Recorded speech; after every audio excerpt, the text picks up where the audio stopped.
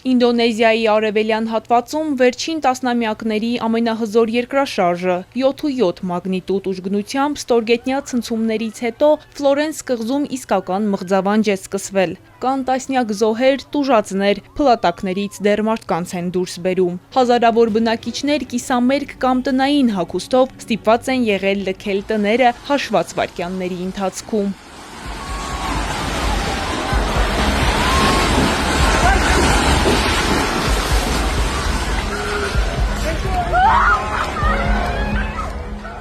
Երկրաշարժի էպիկենտրոնը ծովում էր, մինչդեռ ավերածությունները ցամաքում են։ Մամուրե քաղաքում նավահանգստային տերմինալի սպասասրահն ամբողջությամբ փլուզվել է, տարածաշրջանում հայտարարվել է ցունամիի վտանգ, ինչն ավելի է մեծացրել խուճապը, ստիպելով մարդկանց փախչել դեպի բարձրադիր բլուրներ։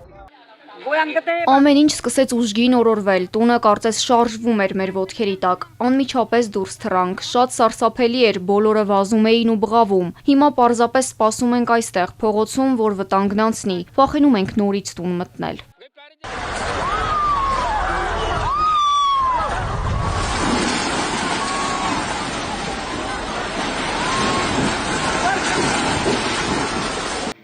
Աղետների կառավարման ազգային գործակալությունը շարունակում է տվյալների հավաքագրումը։ Իշխանությունը հայտնում է, որ որոշ շրջանների, հատկապես էպիկենտրոնին մոտ գտնվող Նագեկոյի հետ կապ հաստատելը գրեթե անհնար է։ Ցամաքային ճանապարհները փակված են սողանքների պատճառով, իսկ էլեկտրաէներգիայի եւ կապի անջատումները ել ավելի են բարդացնում իրավիճակը։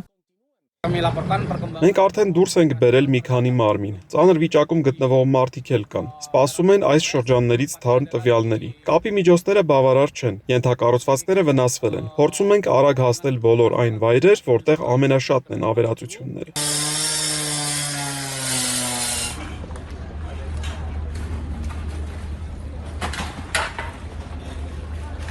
Ինդոնեզիայում բնակիչները շարունակում են մնալ ժամանակավոր կացարաններում։ Իշխանությունը հորդորում է չմոտենալ ափամերձ գոտիներին եւ պատրաստ լինել նոր հնարավոր հետցնցումների, քանի որ սեյսմիկ ակտիվությունը տարածաշրջանում դեռևս բարձր է։